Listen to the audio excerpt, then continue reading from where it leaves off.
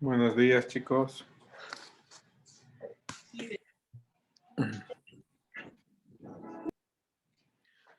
¿Me escuchan? Sí, buenos días, profe. Sí, buenos días, pro. Gracias, Milena.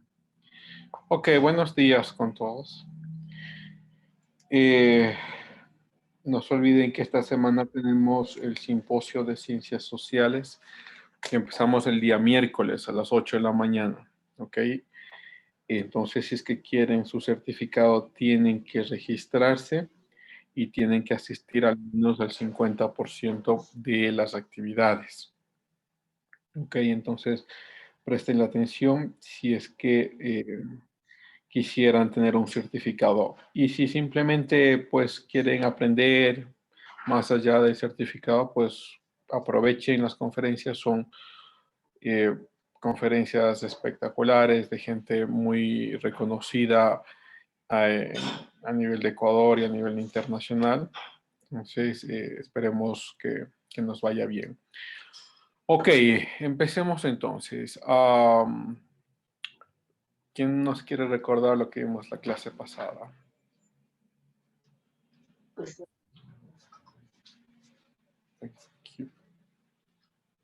¿Nadie? Profe, en la última clase estuvimos conversando de varios temas y bueno, quedamos en que esta clase vamos a hablar sobre Napoleón un poco más a fondo. ¿No vimos a Napoleón? No, profe, quedamos en que esta clase lo veríamos porque la anterior clase nos metimos a muchos temas menos al de la clase. Ah, mira, pensé que ya habíamos visto a Napoleón. Ah, ¿están seguros? Sí, profe, solo comenzó diciendo sobre la guerra justa y después de la guerra justa Nos se fuimos fue a otro lugar. con los comentarios y las cosas así y ya no se vio lo demás. Ah, qué raro. Bueno, no sé por qué, supongo que un déjà vu de una clase pasada. Estaba seguro que habíamos... Profe, quedamos en que, o sea, usted nos hizo una encuesta de que si nos quedábamos media hora más y hablábamos de Napoleón o en la siguiente clase hablábamos de Napoleón. Ok, listo, gracias por hacerme acuerdo. Eso sí me acuerdo. Vamos a ver, déjenme comparto acá.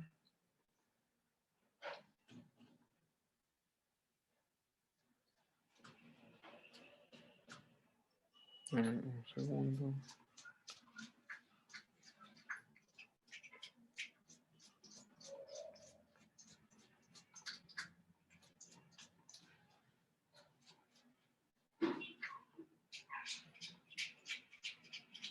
Ok. Vamos directo entonces a Napoleón. Napoleón es un militar, ¿no? Que finalmente se toma el poder en 1799. De hecho, pasa en el poder desde 1799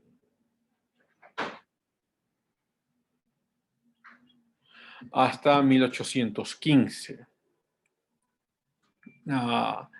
Luego morirá, de hecho acá están las fechas si no estoy mal, y sí, luego morirá en 1821, pero en el poder pasa alrededor de 16 años, ¿no? Desde 1799 hasta 1815, con un golpe de Estado. De hecho, después de que la Convención Nacional había declarado la Constitución de 1795, pues la inestabilidad política en Francia era muy grande, ¿no? Y muchos estaban convencidos de que necesitaban una persona militar, un militar pues con un ímpetu de orden y que venga a establecer ese orden en Francia. Finalmente se da el golpe con varios militares que favorecían a Napoleón y que él declararía directamente el nuevo regreso a la monarquía. Claro que esto terminaría con el mismo Napoleón. Aunque otros luego se llamarán Napoleón I, Napoleón, bueno, es el 1, ¿no? Pero luego se llamarán Napoleón II y Napoleón III, pero son monarcas que no tienen ningún tipo o muy poco poder. Pero él hace un intento de regreso a la monarquía y recibe el favor de los franceses por varias razones. Quizá la razón fundamental, como creo que lo habíamos dicho en la clase pasada, es sobre su regreso al catolicismo. Él no era católico de ninguna forma, ni protestante, ni creo que pudiese uno pensarse que creía en nada, sino más un católico cultural, ¿no? Como quizá mucha gente de Ecuador es y de América Latina, son católicos culturales. Es decir, de repente van a la iglesia, de repente hacen una oración, una vez al año quizá, o más allá que eso, una vez cada 5 años te confesarás porque se murió tu papá. Entonces vamos, regresemos a la iglesia, te confiesas. Eh, mm, ah, y luego, claro, lo último que haces es que crees en la iglesia o que crees en Dios, ¿no? De hecho, les cuento así una experiencia, no me demoro mucho en esto porque sí, con ustedes me salgo muy fácilmente a otros lugares. Pero una de las clases de posgrado, yo a veces enseño en clases de maestría, ah, estábamos viendo, era una clase sobre cosmovisión y filosofía. Entonces estábamos viendo diferentes filosofías, diferentes cosmovisiones, ¿no? Y en las cosmovisiones obviamente entra la religión y se me había ocurrido, pues eh, sin previo pensamiento o decisión, le digo, bueno, ¿cuántos de ustedes son católicos? Esto fue como al principio de la clase y la mayoría, casi el 80% eran católicos. Okay. Después ya cuando empezamos a conversar en la clase con todos los temas complicados que ese tipo de clases tienen, los que más criticaban al cristianismo, a su iglesia, bueno, digo el cristianismo visto desde este punto de vista del catolicismo, ¿no? Y los que más criticaban al catolicismo, a la iglesia y bla, bla, bla, y los que criticaban, de hecho, incluso la existencia de Dios, eran los mismos católicos, ¿no? Y claro, eso es como un simple ejemplo de que pues, muchos de los ecuatorianos, como digo, muchos de América Latina, excluyendo quizá un par de países, por ahí Uruguay y por ahí Chile, que son los que tienden a ser más ateos. Y son católicos culturales. Es decir, te llama más católico, pero lo último que haces es pensar en que el catolicismo, ¿no? Algo así puedes pensar de Napoleón. Napoleón favorece a la Iglesia Católica y también a la monarquía. Claro que la monarquía ya los habían matado, ¿no? Pero por ahí existía todavía unos Luises. Luego se incorporará después de Napoleón un Luis XVII, pero ya toda la idea de monarquía había caído. Y claro, digo, este Napoleón era un hábil político, ¿no? Un político muy hábil, no únicamente un estratega militar. A veces cuando se habla de Napoleón se piensa mucho en que ya veremos estrategias militares para conquistar Europa y que era un estratega militar de primer orden. Sí, pero era un pensador político, o sea, era un político muy audaz, muy hábil. Y es que para la política también necesitas ser casi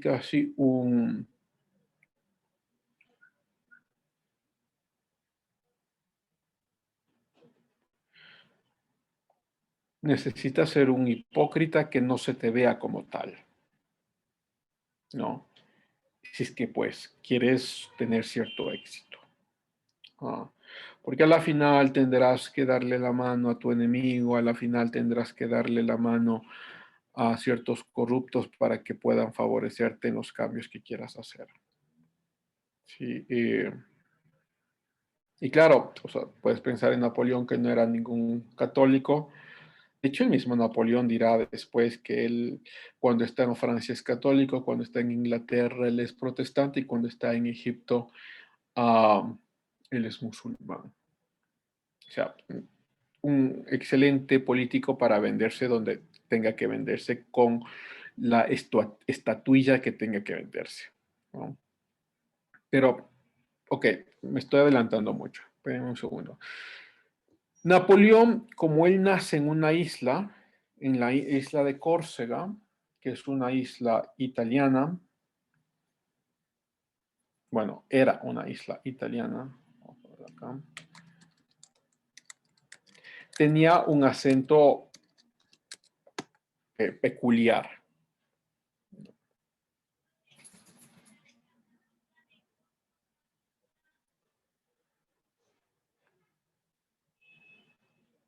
Sí, ahí pueden ustedes verlo. Tenía un acento peculiar, ¿no? Muchos se burlaban de él. De hecho, algunos autores creen que este tipo mm, de problemas juveniles que tuvo fueron el detonante para el carácter fuerte que luego crearía. Porque lo que pasa con detonantes como estos son dos extremos, ¿no? Es decir, cuando eres muy niño o cuando eres joven y encuentras un bullying exacerbado por parte de tus compañeros, pueden pasar dos extremos. O lo uno, o te vuelves muy tímido y nunca más vas a hablar en tu vida y crearás un miedo constante. O lo otro, sobresales todo este miedo y te convertirás en el bully más grande. Normalmente, y de esto sí hay bastantes estudios, los, los bullies recibieron discriminación previa y como una suerte de autodefensa, de autoprotección, ahora son ellos los nuevos mandamases, los nuevos capataces dentro del grupo donde estén. Entonces es muy conocida la infancia de Napoleón y como su acento lo hacía el blanco de muchas burlas, ¿no? Bueno, él dentro de la milicia comparte con amigos, al fin y al cabo, pues ya se toma el poder como lo hemos dicho. Y Napoleón, cuando ya toma el poder, se hace llamar a sí mismo el nuevo cónsul. Sí, un cónsul, pero esta vez un cónsul vitalicio, es decir, un nuevo dictador. Y luego, de hecho, en 1804, él se coronará a sí mismo, porque las coronaciones, a ver, las coronaciones durante la Edad Media hasta por lo menos el siglo XVII, las coronaciones se hacían a través de la iglesia, ¿no? Y digo, antes del siglo, o pongamos siglo XVI, antes de que venga el protestantismo, ¿no? Las coronaciones se hacían a través de la iglesia, es decir, la iglesia católica te corona como rey. Y ahora Napoleón quería coronarse como rey y no le ve otra opción, por lo menos justificativa, que coronarse como rey, pues que darle cierta autoridad a la iglesia, ¿no? Entonces vamos a abrir otra vez las iglesias. Vamos a tener, de hecho, Napoleón devuelve los territorios que no los territorios, la autoridad que la Revolución Francesa había quitado del catolicismo, Napoleón las devuelve. Es decir, regresen a las iglesias, ahora va a haber libertad de culto, hubo libertad de culto, no hubo persecución por cuestiones religiosas, ¿no? Aunque el Estado era un Estado católico, pues habían protestantes y católicos y no, no había esa persecución. Entonces, se les devuelve la autoridad para escoger obispos, para escoger líderes y para volver a enseñar sus doctrinas. Pero claro, lo que estaba por detrás era que él finalmente puedan coronarlo como rey, ¿no? Y en 1804, vamos a ver si encontramos algo de ello.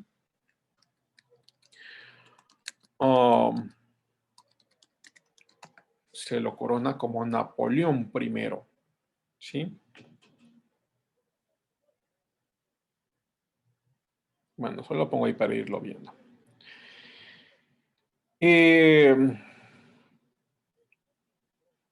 Y luego, este Napoleón recibe en principio un apoyo, creo que ya lo había mencionado esto antes, un apoyo muy fuerte de los franceses, ¿no?, al interior de Francia.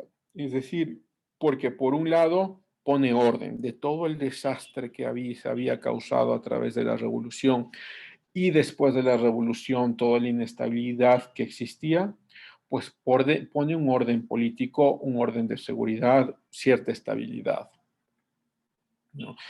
Luego, por el otro lado, abre las iglesias y a la gente en Francia, muy diferente a lo que es Francia ahora, ¿no? Francia ahora es casi atea en su mayoría. Pero bueno, digo, en esta época los católicos franceses están contentos con Napoleón. Y luego, por otra parte, cuando se hace declarar Napoleón I, los franceses que todavía querían que haya corona, que todavía querían que haya monarcas, pues también ven un tipo de resurgimiento de la monarquía a través de Napoleón. Entonces recibe pues mucho apoyo de los ciudadanos por todo ámbito, no de los políticos. Los políticos, de hecho, fueron encarcelados, otros fueron ejecutados, porque esta vez el reinado es un reinado militar, ¿no? Pero claro, estas ejecuciones no son ejecuciones en masa como lo que había pasado antes. De hecho, el mismo Napoleón declarará, ninguna sociedad puede existir sin moral, ni existe moral válida si no hay religión. Y lo voy a repetir. Esto es lo que Napoleón dice directamente. Ninguna sociedad puede existir sin moral, ni existe moral válida si no hay religión. A mí me hace acuerdo, por lo menos, ustedes me dirán qué es lo que creen de lo que dice Napoleón, pero a mí me hace acuerdo muy directo de Agustín, e incluso de Tomás de Aquino. Es decir, esta suerte de considerar a la moral como un hijo de la religión. Pero como digo, ahí yo les escucho si alguien quiere intervenir. Bueno, cuando está en Egipto, cuando ya llegará a Egipto, de hecho él mismo se proclamará musulmán, cuando está en Francia, ya les hemos dicho, se declarará católico, pero tenía un problema, que a pesar de que él daba favores al catolicismo y había declarado a Francia una Francia católica, tenía problemas con el Papa.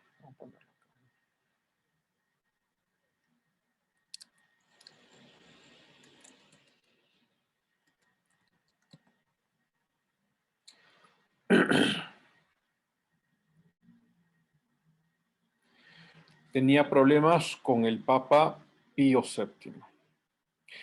Y claro, el Papa quería que les devuelvan todas las tierras que habían sido confiscadas, que les devuelvan además la autoridad sobre la monarquía, porque obviamente no podía haber monarcas sin la autorización de la Iglesia Católica. Y además de las otras peticiones, ¿no?, que les devuelvan las iglesias y la autoridad de escoger obispos. Napoleón, como un líder muy astuto, pues sí accede a algunas de estas peticiones, ¿no?, sobre todo lo que hemos dicho ya sobre la elección de obispos y el regreso de las iglesias, pero no les devuelve las tierras confiscadas. De hecho, esas tierras confiscadas se quedan en manos de la monarquía. Y tampoco le da la autoridad sobre la monarquía. Napoleón es Napoleón I y ha necesitado la iglesia para declararse Napoleón I, pero no es indispensable la iglesia para que él siga siendo Napoleón I. Es decir, revive al catolicismo por una suerte de apoyo interno que puede encontrar en el pueblo, pero sin embargo, esta resurrección tiene muchos límites y no es el mismo catolicismo de antes. No es que es este catolicismo que luego va a imponer monarcas y que luego impondrá incluso la comunión de un estado religioso sobre el resto de religiones, ¿no? La libertad religiosa será mantenida por Napoleón, claro, con su hábil conjunción de tener de regreso al catolicismo más por una aprobación interna. Bueno, o sea, aunque el Papa Pío quería las tierras y demás, pues ya lo que Napoleón les estaba dando era mucho más de lo que la revolución les había dado, entonces de cierta forma se empiezan a someter al imperio napoleónico. Francia era un desastre, ¿no? Porque, vamos a ver, legalmente era un desastre, porque cuando viene la revolución se crea una nueva constitución y como pasa con cualquier constitución nueva en cualquier país, pues empiezas recién a escribir nuevos cuerpos legales, a intentar darle sentido a lo que se había escrito. Luego, después de mucho tiempo, nos damos cuenta que hay problemas, que hay vacíos y que bla, bla, bla, pero eso pasa con toda nueva constitución. Napoleón rápidamente se da cuenta de este problema porque Francia durante la revolución, había creado muchos cuerpos legales, unos independientes con otros, unos que se contradecían con otros. Y quizá uno de los aportes más importantes de Napoleón, lo que se conoce como el Código Napoleónico, que es el Código Civil, que habían alrededor de 300 cuerpos legales, es decir, dispersos en la población. Napoleón elimina todos esos y los conjuga en 7 códigos. 7 códigos civiles, lo que se llama como el Código Napoleónico. Pero ¿qué hay en estos códigos civiles? Cosas muy interesantes. ¿Qué cosas Napoleón sí cogió de la Revolución Francesa? Y uno puede aquí detenerse un segundo y decir, bueno, la Revolución Francesa hizo todas estas cosas y se mantuvieron. No se hubiesen mantenido si Napoleón no los hubiese querido. Si Napoleón hubiese querido eliminar todo lo que la Revolución empezó y se sostuvo teóricamente, lo hubiese hecho. Pero Napoleón no hizo esto. En sus 7 códigos civiles, toma las ideas previas a la revolución y las involucra en los códigos civiles. Es decir, el triunfo de la revolución depende de un monarca, o en este caso, de un militar. ¿Y qué es lo que pone en estos códigos? Da la igualdad de todos frente a la ley, lo que se conoce como el Estado de Derecho. Algo que claro, la Revolución Francesa, la Revolución Francesa es influenciada por los pensadores, los ilustrados franceses y luego, claro, los ilustrados ingleses también. Entonces toma estas ideas de sometimiento frente a la ley, ¿no? Todos se someten frente a la ley, todos. O sea, todos son iguales frente a la ley. ¿Sí? Esto es lo que se conoce ahora como Estado de Derecho. Muy diferente a lo que se escribió en la Constitución ecuatoriana. En la Constitución ecuatoriana se escribe el Estado de Derechos. Eso es otra cosa diferente. Y muchos, claro, criticaron en su momento, y yo también en su momento, ahora ya es muy tarde para ninguna crítica, sobre la eliminación de la idea del Estado de Derecho. Si todos nos sometemos frente a la ley, incluyendo el presidente, nadie está sobre la ley. Pero claro, esa idea fue retirada muy hábilmente, le pusieron Estado de Derechos. Es una idea diferente. Bueno, entonces Napoleón incluye esto.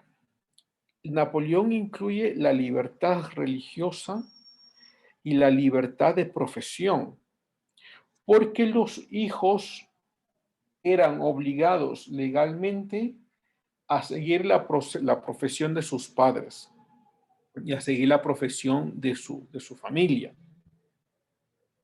No podían salirse de ese tipo de educación. Bueno, se establece la libertad de culto, sí, la libertad religiosa, la libertad de elegir la profesión.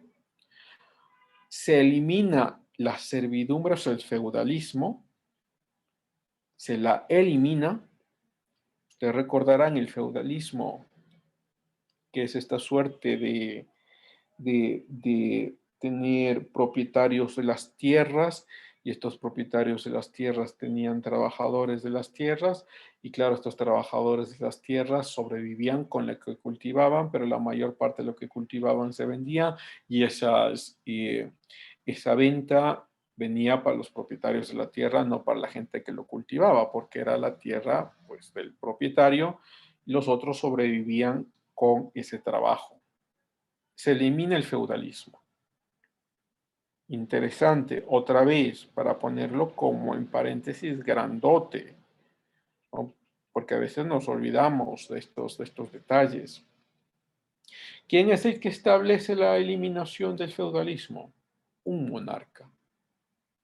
Y si quieres ponerlo de forma más contradictoria, o risible, o incluso sarcástica, ¿quién es el que elimina el feudalismo?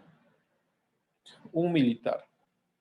Ah, un militar que viene de la influencia del liberalismo, porque la Revolución Francesa es el inicio del liberalismo clásico. Bueno, no pondría como el inicio, pero la ejecución pragmática del liberalismo clásico. Y entonces, vamos a ver, Estado de Derecho, libertad religiosa, libertad de profesión, se elimina el feudalismo, se protege la propiedad privada. Esto también es importante, porque todo esto viene, claro, de las ideas de la ilustración vista no solo desde el punto de vista francés, sino también inglés, ¿no? Es decir, ¿cuáles son los elementos los elementos más importantes que hemos visto del siglo XVIII? Es la protección de la vida, de la libertad y de la propiedad privada. Y Napoleón toma todo esto y introduce dos cambios fundamentales para la mujer. El primer cambio es que abre el espacio legal para que las mujeres también puedan pedir divorcio, para que puedan divorciarse. Y de hecho los procedimientos se los hicieron de forma más rápida. Y el segundo, para que las mujeres también puedan heredar. Porque las mujeres no podían heredar y tampoco podían divorciarse. Los que podían divorciarse son los hombres, y los hombres son los que heredaban. Y estos cambios se imponen a través de Napoleón. Y luego, algo que pasaba muy recurrentemente antes en Francia es que los padres encarcelaban dentro de la casa a sus hijos por cualquier motivo de castigo. No sé si lo mencioné esto antes, no recuerdo. Pero si es que no lo mencioné, era muy común, y bueno, no solo Francia, ¿no? Pero como estamos en Francia, era muy común que por castigos los padres encerraban a sus hijos. O sea, los ponían casi como en una cárcel dentro de su casa. Y podría pasar mucho tiempo así, y era legal. Bueno, Napoleón, dentro de estos códigos, prohíbe encarcelar a los hijos. ¿Sí? Y entonces, si uno puede, por lo menos nos paramos ahí por un segundo. Ustedes supongo que ya están viendo cómo internamente Napoleón está recibiendo el aplauso de mucha gente. Está recibiendo el aplauso de católicos, está recibiendo el aplauso de los ilustrados o pensadores ilustrados que todavía estaban vivos, y estaban recibiendo, pues, el apoyo de sectores que no tenían mucho voz. ¿no? Como el apoyo de mujeres y como el apoyo de niños. Al mismo tiempo, con este apoyo, Napoleón justifica la creación de una monarquía, ¿no? Y de hecho, Napoleón, a través de la monarquía, genera una clase de nobles. Pero estos nobles no tendrán necesaria coincidencia con los nobles que habían antes de la revolución, que muchos ya habían muerto, sino que él empieza a distribuir títulos nobiliarios a generales, a capitanes, a sus amigos, a gente que tenía dinero, gente que no necesariamente era noble antes, pero ahora Napoleón está creando una nueva clase.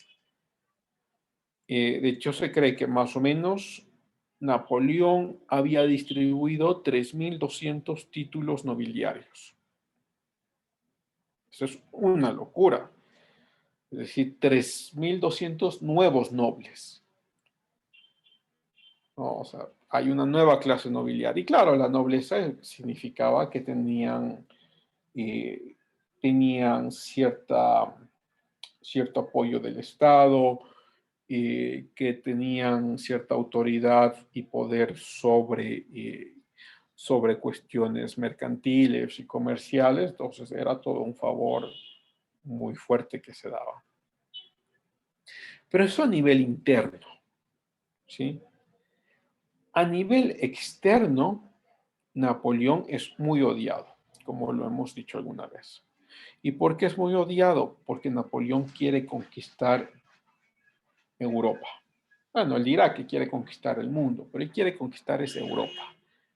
Quiere hacer un imperio napoleónico, un imperio francés. Entonces, en el 99, cuando él se toma el poder, rápidamente se unen, déjame pongo acá un mapa para que lo veamos.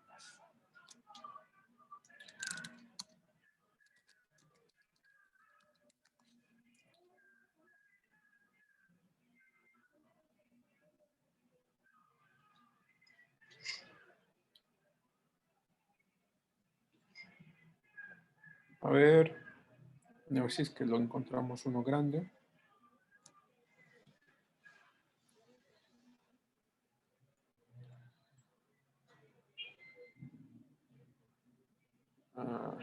Más o menos.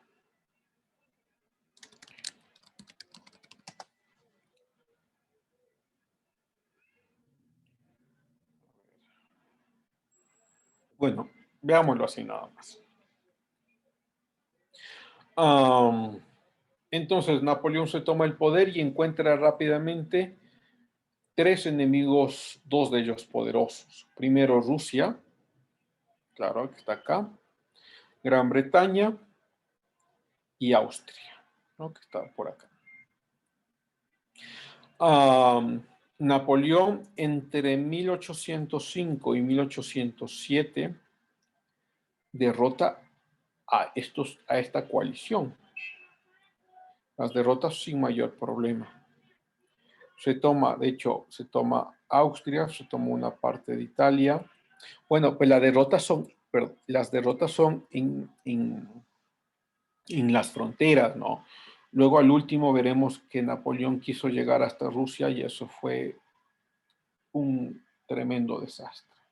Pero bueno, en esta primera frontera que está luchando contra esta coalición, pues Napoleón no tiene problema en derrotarlos. Y este nuevo imperio francés incluía entonces Austria, incluía Italia, a Prusia. Prusia es un reino pequeño que luego que era más o menos la conjunción entre algunos territorios de Alemania, de Austria y de Suiza. Pues lo que es ahora Alemania, Austria y Suiza, ¿no? Bueno, entonces se toma Prusia, Austria, ¿sí? No llegará a Inglaterra, aunque los ingleses habían mandado apoyo y todavía no llega a Rusia, ¿no? Pero empieza a construir su gran imperio. Luego Napoleón intenta con la fuerza de las ideas del nacionalismo, que son muy poderosas porque el nacionalismo, miren, estamos principios del siglo XIX, ¿no? O sea, 1812, 1819. Si recuerdan las independencias de América Latina, que pasan desde 1822, las independencias de América Latina y los pensadores de estas independencias son inyectados con ideas del nacionalismo, es decir, nuestra nación primera, nuestra nación como núcleo principal de nuestro sentido de pertenencia, que empuja a las independencias. ¿Qué es lo que pasa en el lado de Francia? Francia está a través de Napoleón tratando de conquistar nuevos territorios. Y esto crea, como cualquier guerra, que ustedes podrán ver, esto crea sentimientos nacionales en los otros países, sobre todo en este caso en Inglaterra y en Rusia. Es decir, estamos siendo atacados por otra nación, esto provoca que la gente se una, ya no importa tanto los problemas económicos, ya no importa tanto los problemas políticos, lo trascendental e importante es ir en contra de esta nación que quiere conquistarnos. Y esto, claro, lo que surge de aquí es un apoyo casi inconsciente, multitudinario, que se genera a través de este tipo de acciones militares. Hago ahí una pausa. Porque muchos políticos conociendo esto, utilizan estrategias militares cuando tienen problemas internos. Claro, Napoleón no tenía problemas internos acá, pero pero sí el sentimiento de nacionalismo provoca que la gente ya no le importe tanto la economía, ya no le importe tanto la política, no le importe tanto la persecución, sino que tenemos que defendernos en contra de este enemigo externo. Entonces, ¿de qué ejemplos me estoy acordando dentro de este paréntesis todavía? Me estoy acordando de ejemplos como de Fujimori. Fujimori ataca a Ecuador en 1995 porque tenía problemas internos en el Perú. No tenía necesidad de atacar a Ecuador. Y ataca a Ecuador y hace que la gente se olvide de los problemas internos y apoya a Fujimori. Claro que Fujimori sigue preso, sigue en la cárcel y nunca, hasta el momento, no hay visos de que pueda salir porque su hija en los 3 últimos intentos de llegar a la presidencia no lo ha podido hacer. Pero me hace acuerdo también de la dictadura de Argentina, 1970. ¿No? En los 70s, la dictadura decide atacar las Malvinas, las Malvinas son unas islas que se convierten en protectorado inglés. Los ingleses, obviamente, o sea, Inglaterra, la parte militar inglesa es mucho más fuerte que la parte militar argentina, rápidamente les destruyen y derrotan. Pero eso lo que crea es que la gente se olvida por un segundo de lo que estaba pasando al interior y les une dentro de un nacionalismo en contra de Inglaterra. Sí, Bélica, por favor. Profe, yo tengo una duda respecto a ese tema de Fujimori. Ese apellido es, si no me equivoco, es japonés, ¿verdad? Sí, Pero ¿y cómo ellos llegan? Claro que me salto del tema, pero ¿cómo ellos llegan al Perú y empiezan a tomar ese mando y llegan a la presidencia? Y la hija también puede aspirar al puesto de la presidencia en Perú. bueno, los abuelos de Fujimori, si no estoy mal, fueron los que llegaron de Japón a Perú. Pero él es peruano, Fujimori es peruano. Es decir, claro, tiene abuelos japoneses, pero él nació en Perú. Y su hija también es peruana, ella nació en Perú. Y eso pasa con nuestras constituciones. O sea, el que nace en Ecuador es ecuatoriano. Que tus papás vinieron de donde hayan venido, no importa, eres ecuatoriano porque has nacido aquí. Eso pasa en todos, si no me equivoco, en todos los países de América Latina. Yo siempre exceptúo las Guyanas porque las Guyanas tienen diferente legalidad y no son realmente latinas. ¿En qué países no pasa esto? Por ejemplo, no pasa esto en Alemania. Si tú naces en Alemania, no eres alemán. A menos que haya cambiado, no he revisado últimamente. Pero si naces en Alemania, no eres alemán. Tienes que tus papás haber sido alemanes para ser alemán. Lo mismo pasa en Israel. No porque nazcas en Israel eres israelita. Claro, si naces en Israel tienes ciertas protecciones, sí, pero no eres ciudadano, no puedes votar y tampoco puedes ser elegido. Y en pocos países como estos, pero en la mayoría, y estaban proponiendo también hacer esto en Estados Unidos. Es decir, no es que naces en Estados Unidos y eres estadounidense, porque muchos migrantes iban, tenían hijos allá y claro, sus hijos ya eran estadounidenses y querían quedarse de forma ilegal a través de sus hijos, ¿no?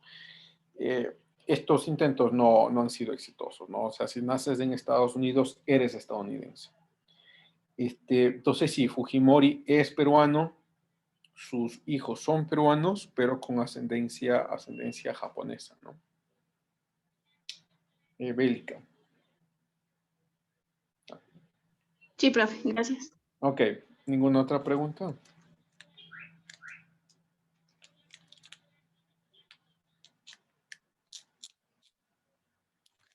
Ok, supongo que no.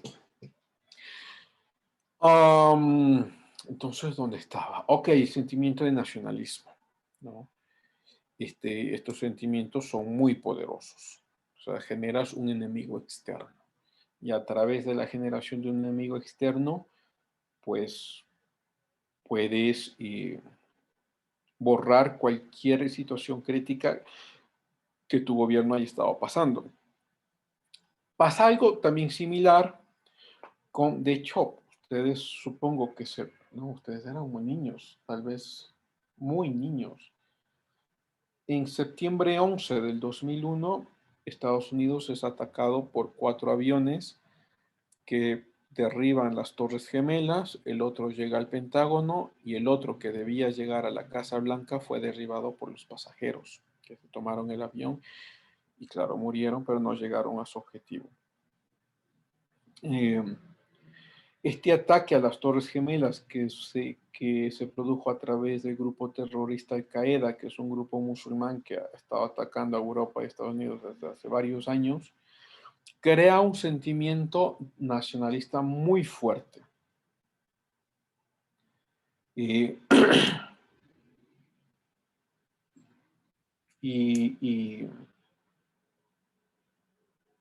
claro, por un lado, yo recuerdo en esos meses después del ataque, mucha gente en Nueva York, y lo cuento porque pues, una parte de nuestra familia vivía allá, se había unido, y de todo, de Estados Unidos, pero sobre todo de Nueva York, se había unido para apoyo humanitario. O sea, la gente que había quedado sin familia, sin hijos, sin hermanos, sin padres por estos ataques, pues se les estaba dando de comer, se había conseguido muchas frazadas, muchos alimentos, la gente estaba dando pues, por montones. Y luego al mismo tiempo la gente estaba entusiasmada con el presidente Bush, que esto no iba a quedar así, sino que darían con el culpable y llegarían a las últimas consecuencias, ¿no? Y atacarían Afganistán para encontrar a Osama Bin Laden. No lo encuentran, aunque sí derrotan a una gran parte del ejército de Al-Qaeda. Luego entrarían a Irak porque habían síntomas de información de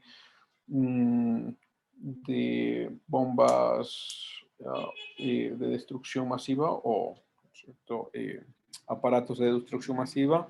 Luego finalmente no encuentran nada, pero derrotan al dictador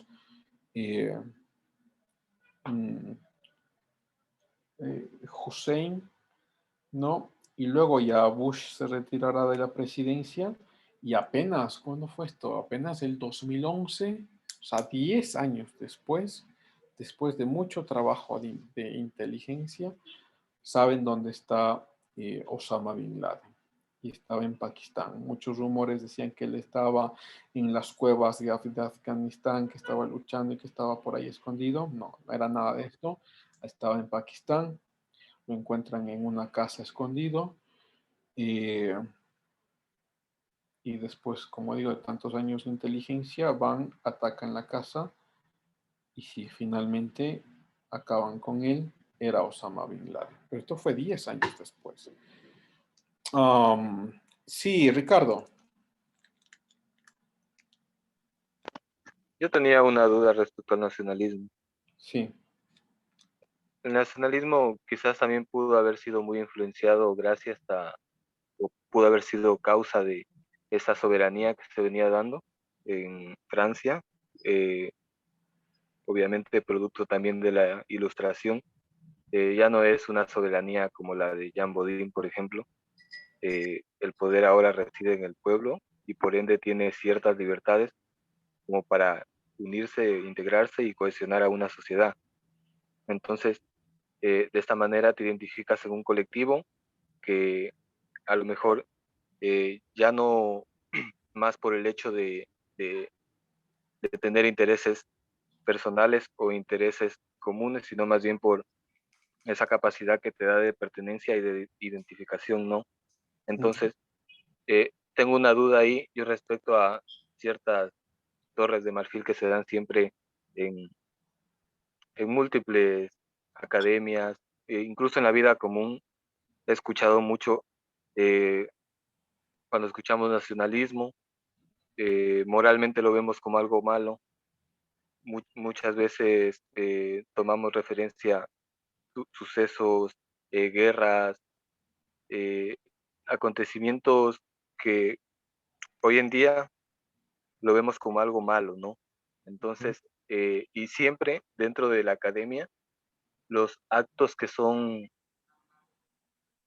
dentro de algún tipo de contenido que lleve mucha carga emocional, que lleve mucha vehemencia, es visto como algo fuera de lo racional y por lo tanto se lo toma en cuenta como algo muy primitivo, muy primario, muy básico, algo que está mal en sí eh, por el hecho de simplemente existir.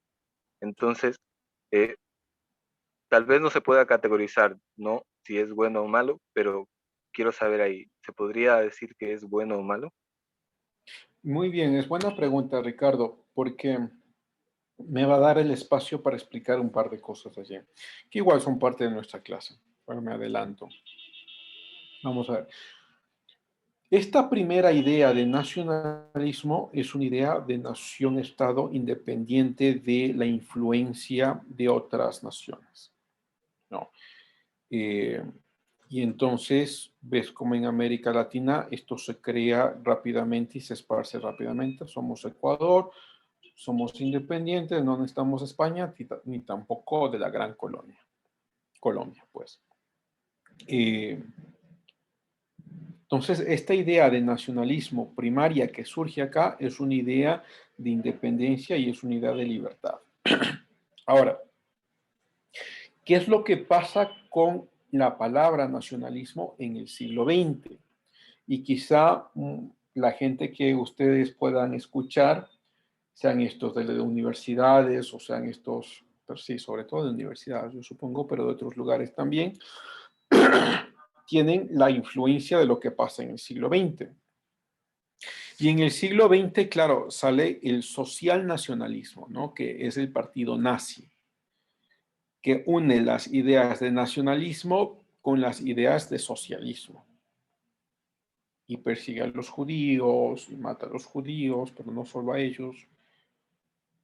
Y tienes las ideas de nacionalismo también en los dictadores del siglo XX, ¿no?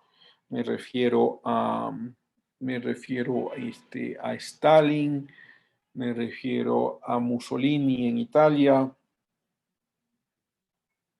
uno de izquierda, pues Hitler obviamente también de izquierda, era un nacionalsocialismo. Algunos dirán que Mussolini era de derecha, yo tengo mis dudas y dudas muy grandes porque la derecha es libertad de mercado y protección de libertades, no tiene nada que ver con Mussolini. Y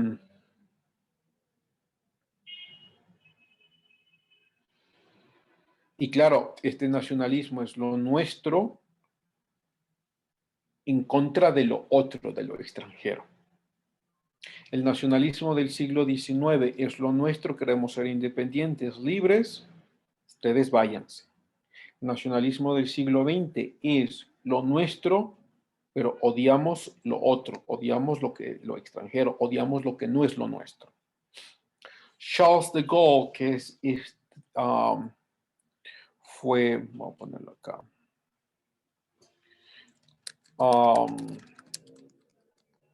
estuvo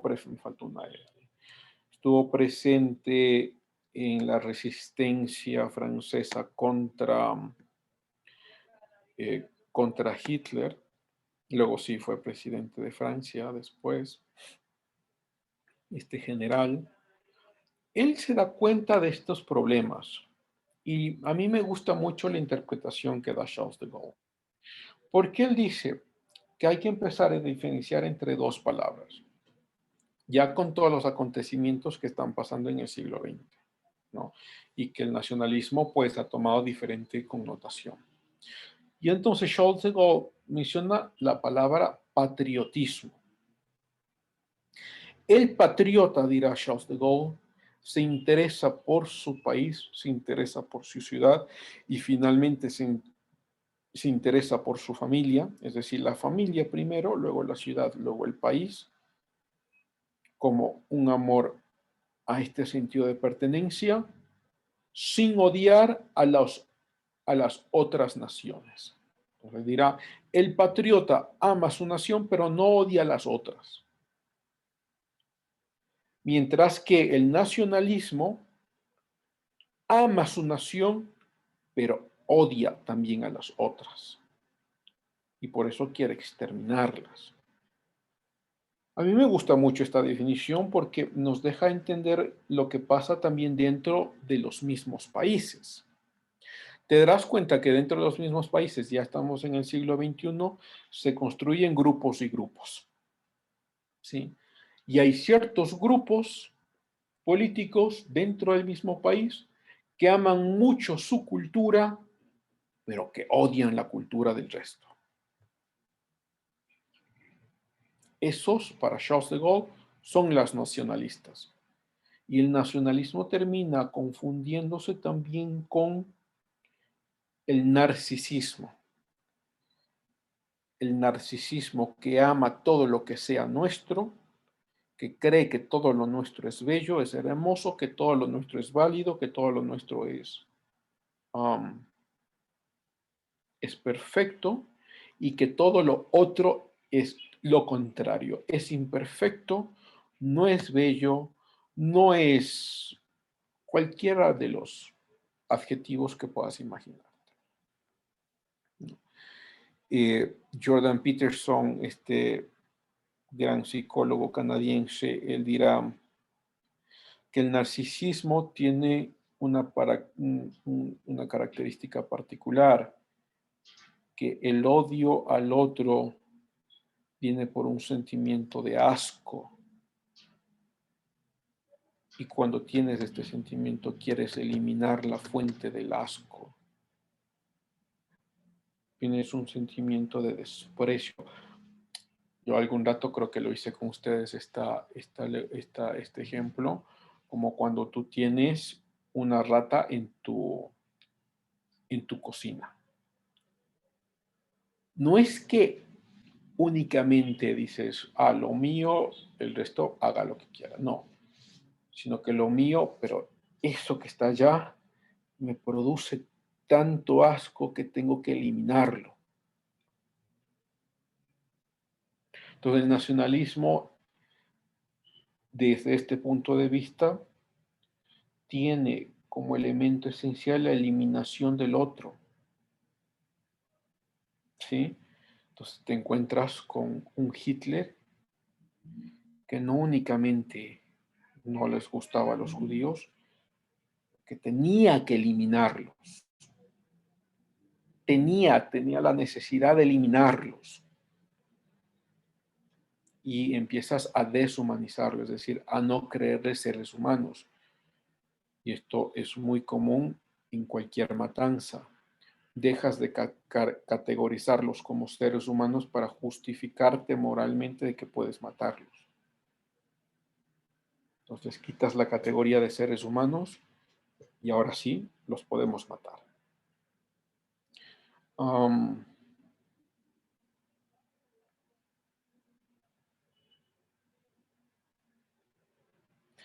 Y que esto es muy peligroso. Yo allí tendría también encendidas mis alarmas, ¿no? Mis sirenas. Cuando te encuentras o cuando tú mismo te involucras en grupos en los cuales lo tuyo es lo único que funciona, vale, sirve, hermoso, bello y precioso, y el resto tiene que ser eliminado. Muy peligroso. Diferente al patriotismo que dirá Charles de Gaulle. El patriotismo es yo amo lo mío, voy a proteger lo mío, voy a proteger mi patria, pero no porque odio las otras. No las odio. Y necesito obviamente eliminarlas, pero lo mío primero. ¿Sí? Ricardo, ¿cómo lo ves? Entonces habría ahí algún tipo de confusión de términos. Tendríamos que redefinir y decir que en distintas épocas el nacionalismo tiene distintos significados. Porque actualmente, y revisando la RAE, pues significa el sentimiento de pertenencia hacia una nación. Y no hay ese tipo de contraste que se le da que lo relaciona con el odio a lo extranjero. Entonces, históricamente deberíamos o podríamos, ¿no?, acogernos a la definición de Charles. Sí, yo creo que este peligro que lo ven en el nacionalismo tiene que ver con los sucesos del siglo XX, ¿no?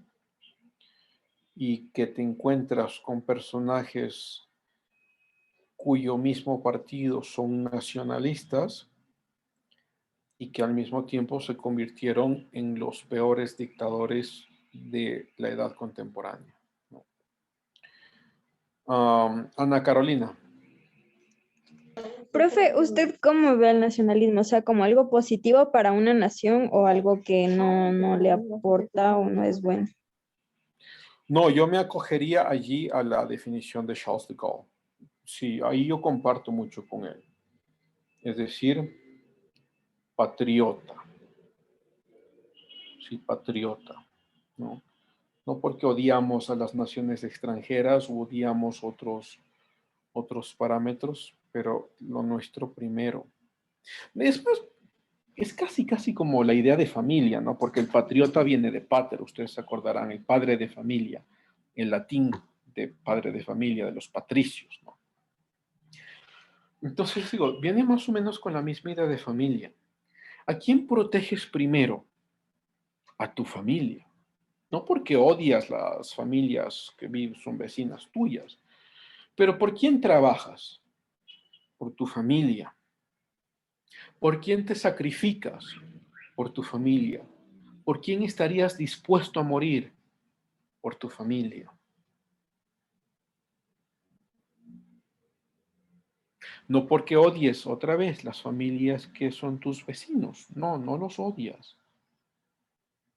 Pero te sacrificas por ese núcleo. ¿No? Si solo lo extrapolas con la misma raíz etimológica a patria, pues tu patria primero no porque odias las patrias de los otros, pero tu patria primero, ¿no? Entonces, yo me acogería mucho a esta definición, ¿no? Diferente a la definición que Charles de Gaulle le da al nacionalismo. Es decir, tu nación primero, pero odiamos a las otras naciones. Esto yo creo que sí es peligroso y muy peligroso, porque involucra la eliminación de las otras naciones como eliminar a la rata que está en tu cocina y no te sentirás satisfecho hasta que sean eliminados. Ana Carolina. Profe, Pepe, Sí, claro. hay algo rapidito. Entonces, si nos acogemos a lo que dice este autor, no podríamos identificarlos como se autoidentifican varios grupos extremistas radicales que actualmente están muy congregados en Estados Unidos y que sí que odian a lo extranjero y sí que se creen patriotas, dueños de ciertas libertades y abogan porque regrese de alguna u otra manera lo que ellos denominan como la patria o la tierra de sus padres. Claro, o sea, hay una línea también como muy endeble, ¿no? Hay los patriotas. Estás hablando del caso de Estados Unidos, supongo, ¿no? Actualmente. Sí, Ok, entonces tienes los patriotas, que es decir, regresemos a nuestras raíces, a los que nos hicieron nuestra patria, es decir, a la Declaración de Independencia y las raíces de lo que significa ser Estados Unidos, los que se llaman los patriotas, aunque ellos también se llaman nacionalistas, pero bueno, yo no los llamaría nacionalistas. Y tienes los otros grupos en Estados Unidos, como el Black Lives Matter o el grupo de Antifa, que son grupos que dicen, no, lo nuestro es que somos afroamericanos. Todo el resto nos odia y por eso nosotros también los odiamos. O el grupo de Antifa. Antifa es un grupo mucho más extremista, que es un grupo armado, que son estos grupos que ustedes verán algún video por allá que han quemado iglesias, han quemado negocios, han quemado puestos policiales y que claro, terminan siendo nacionalistas, aunque no se llamarán a sí mismos nacionalistas, ¿no? Sino que son eh, grupos que aman lo suyo, lo que son y odian todo lo resto. Entonces, yo creo que lo he mencionado acá, odian el cristianismo, odian el orden representado en la policía, odian la democracia. ¿Sí? Y eso sí pasa. Y en Estados Unidos está creciendo y crece a una velocidad que a mí me asusta. Yo algún rato lo dije acá, me parece, y yo ya no tengo ni ganas de ir allá. Si me...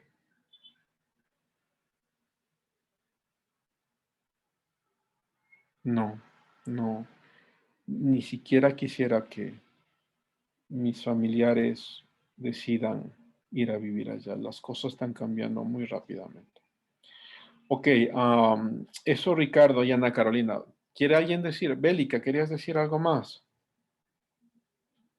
Sí, profe. Entonces podríamos decir de que a manera global, entre países un 70%, 80% son patro, Patriota. ajá, con ese pensamiento. Un 15% creo que nacionalismo del siglo XXI y el otro 10% yo creo que nacionalismo del siglo XX. En el nacionalismo del siglo XXI, el que no está concretamente apegado a las ideas del patriotismo, sería como Israel, como dijo usted, protege lo suyo, pero tampoco es que existe un odio hacia los demás. Pero el nacionalismo del siglo XX, como el de los nazis, entraría igual Corea del Norte. pero en la mayoría de los países a nivel global sería el que predomina es el patriotismo, ¿verdad?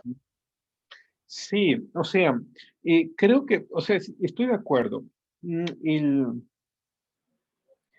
Creo que por esta misma confusión que se genera con la palabra nación y nacionalismo, es decir, para unos nacionalismo es el amor a tu patria y lo amas por tu nación y demás, para otros también involucra el odio a las otras naciones.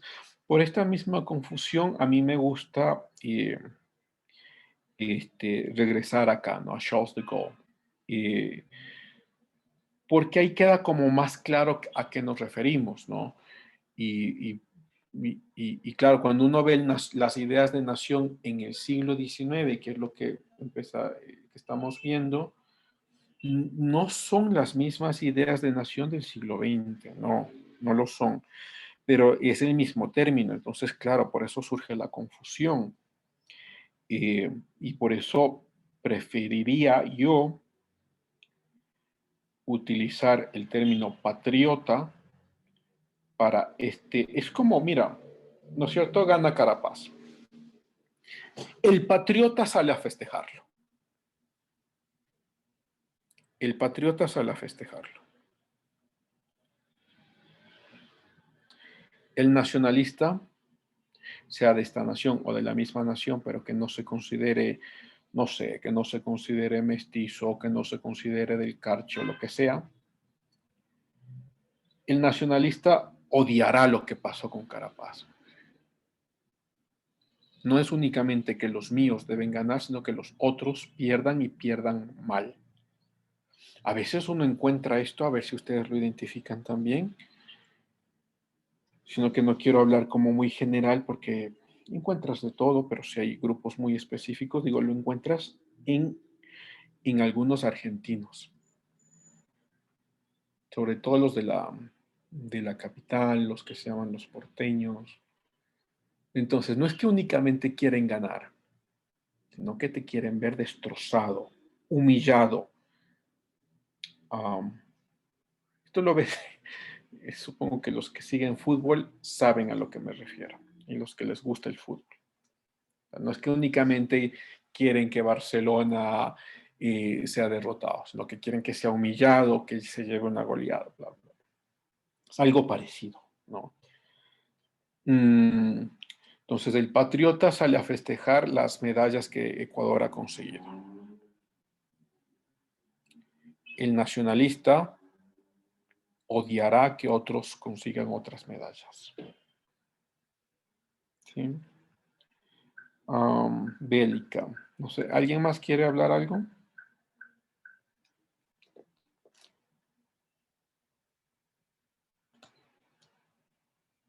Pero esto, claro, haciendo la definición de Charles de Gaulle. Si uno quiere llevarse la idea del nacionalismo del siglo XIX, claro, pero tendrás luego que justificarte con aquellos que no conocen mucho de historia, sobre todo con los sociólogos o con los pedagogos de izquierda, tendrás que justificarte porque eres nacionalista. Porque el nacionalismo del siglo XX es el que tenemos todavía como en nuestra mente. Es el nacionalismo de Hitler, es el nacionalismo de Mussolini, es el nacionalismo de Franco. Esos son los nacionalistas que nos llevamos en la mente porque son los más recientes, ¿no? Ok. ¿Nadie más?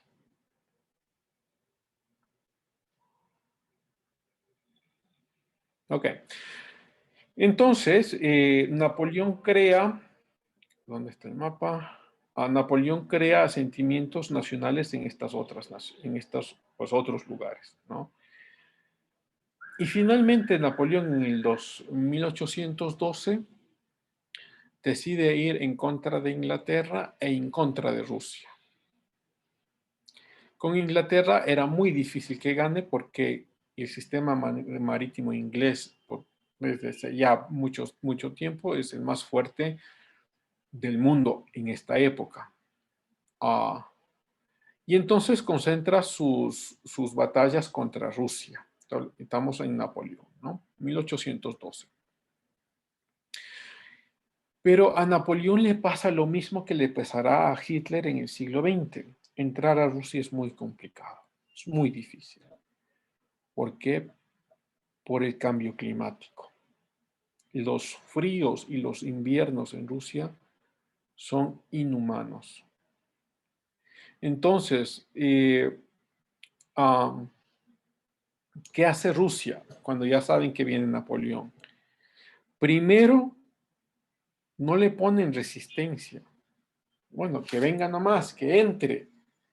Dejan desoladas las poblaciones. De hecho, queman las poblaciones para que no encuentren alimentos. Las dejan desoladas y las dejen que entren a la frontera rusa. Sí, pero porque los rusos sabían que el ataque de Napoleón fue en invierno, o sea, estaba pasando en invierno. Entonces los dejan entrar, el invierno mata a miles, de hecho, ¿cuáles son los datos oficiales? O sea, los datos que tenemos. Que fueron 600,000 oficiales los que entraron a Rusia, 600,000 franceses. Y regresan 40,000. El resto muere en el invierno. No es que muere, sí habían batallitas, pero eran batallas chiquititas. La mayor parte muere en el invierno. Y digo, le pasó lo mismo que a Hitler, porque Hitler cuando decide atacar a la Unión Soviética, fue la peor decisión que pudo haber tomado un estratega militar, porque hasta que lleguen a Moscú, además que Rusia es gigante, ¿no? Es grandísimo. Le cogió el invierno a Hitler y nunca pudo llegar a Moscú. El invierno en estos lugares es espantoso. O sea, mueres si es que no tienes algún sistema de protección como un hogar o un sistema de calefacción, ¿no? Entonces, ¿por qué? Vamos, dejamos acá. Como pierde esta batalla, Napoleón es enviado al Elba, que no es muy lejos de Francia, ¿no?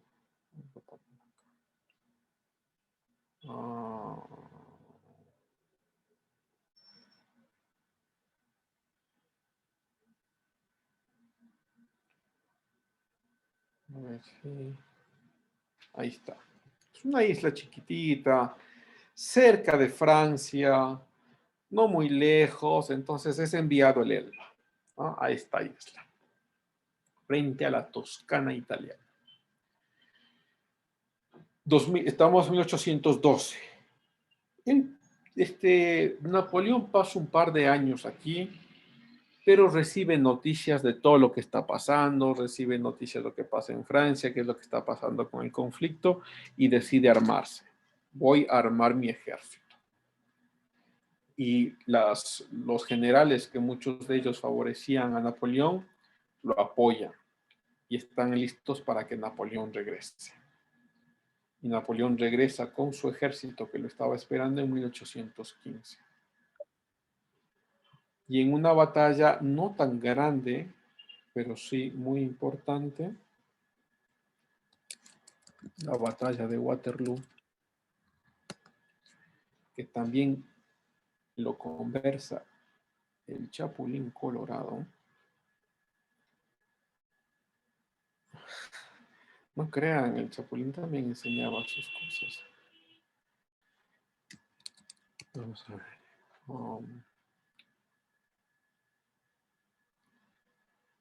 Que lo vean.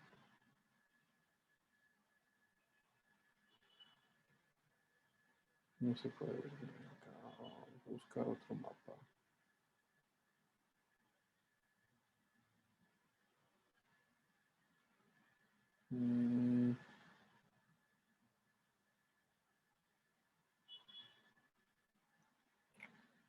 A ver.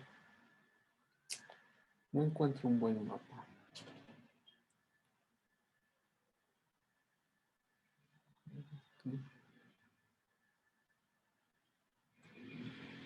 Bueno, no importa. Ustedes lo encontrarán después. En la batalla de Waterloo, Ah, pongámoslo acá. Acá lo encontramos.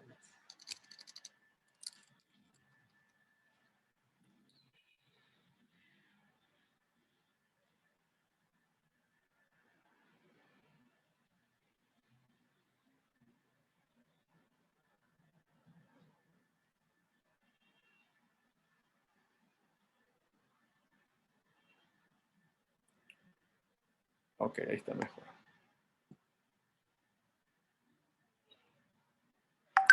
En 1815 pierde esta batalla y pierde contra Inglaterra, contra Prusia, ¿sí? Y Rusia también estaba metido por ahí, pero era sobre todo Inglaterra y Prusia. Y sufre la peor derrota, la derrota más sangrienta que pudo haber tenido Napoleón. Y esta vez fue desterrado. Interesante, porque normalmente, pues, si un general se lo encuentra y ha sido derrotado, pues lo matas. Pero no, Napoleón no fue asesinado, sino que después de la derrota fue exiliado a la isla de Santa Elena. A Ecuador, no, en el Atlántico. A ver si es que lo encontramos. Acá está. Para que vean a dónde lo desterraron.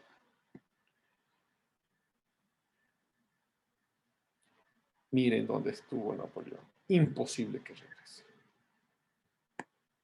Imposible. Napoleón muere desterrado, ¿no? Claro, el primer destierro, pues era un destierro como de amigos. Venga acá, ya no moleste tanto, pero siga disfrutando de su vida. El destierro de Santa Elena fue un destierro terrible. De aquí no puedes salir. O sea, es imposible que regreses. Y además que regreses con una fortaleza militar y demás, no. Bueno, Napoleón muere en esta isla. Y lo que surge después de Napoleón, aunque Napoleón había instaurado la monarquía, fueron 2 intentos de regresar a la república, lo que se llama las repúblicas francesas del siglo XIX. Ya la próxima clase referiremos un poco a eso. 2 intentos de regresar a la república, claro, pero los códigos napoleónicos ya fueron establecidos y estos códigos luego se mantienen cuando estas repúblicas funcionan. Y luego ya a finales del siglo XIX se queda como la República de Francia, pero con 2 intentos, pues, o un intento anterior, dos al fin y al cabo. Que ya lo veremos, como digo, no muy profundamente, pero sí lo mencionaremos la próxima clase. Y se acaba la historia de Napoleón, ¿no? Un Napoleón, como hemos dicho, muy amado internamente, pero muy odiado de forma externa. Y cuando uno va, la gente que estudia Napoleón, muchos se enamoran de Napoleón por todo su genio y audacia que tenía políticamente. Y encuentras que la gente que se involucra en su, como digo, en el estudio de su vida, pues termina fascinado con Napoleón. Y es que es una vida fascinante la de Napoleón. Ok, terminemos así. Si alguien quiere preguntar o comentar, les escucho.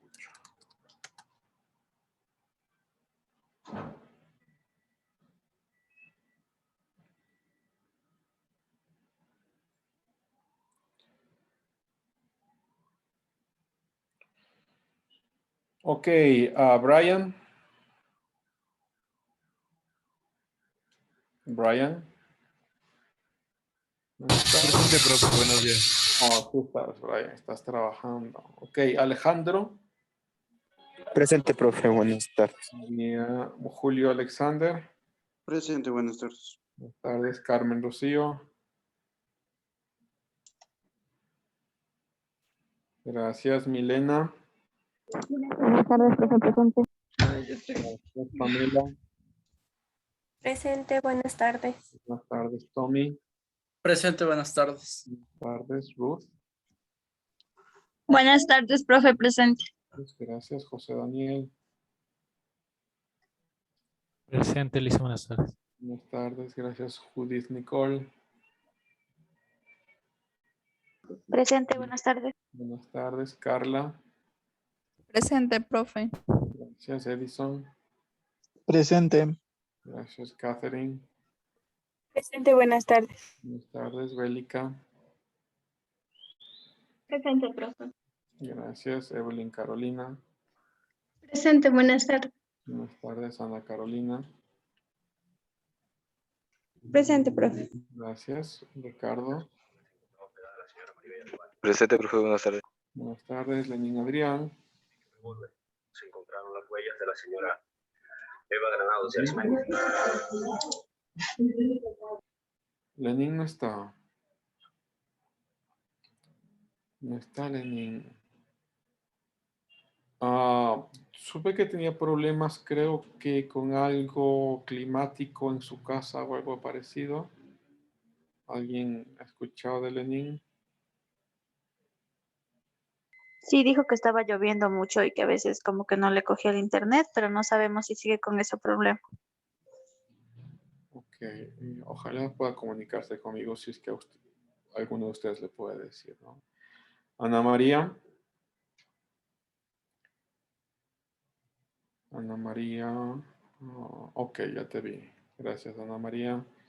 Diego José. Diego.